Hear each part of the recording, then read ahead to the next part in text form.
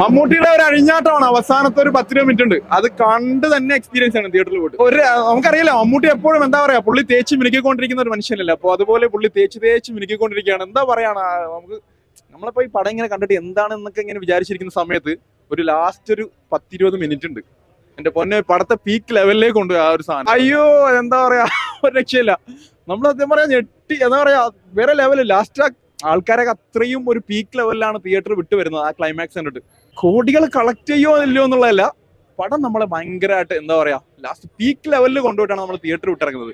ഭയങ്കര ഒരു എക്സൈറ്റ്മെന്റോടാണ് നമ്മൾ തിയേറ്റർ വിട്ടിറങ്ങുന്നത്. അത് തന്നെയാണ് ഏറ്റവും വലിയ കാര്യം.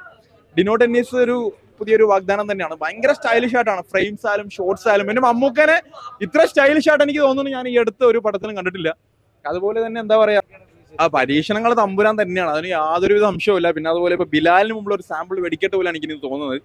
എന്ത് സ്റ്റൈലിഷാണ്, 73-ാം വയസ്സിൽ എന്റെ പൊന്നോ, ഇജാതി സ്റ്റൈലിഷാണ് ഈ മനുഷ്യൻ. ഒരു രക്ഷയില്ല. ആ സ്റ്റൈൽ കാണാൻ വേണ്ടി തന്നെ നമുക്ക് വേണമെങ്കിൽ ടിക്കറ്റ് എടുക്കാം.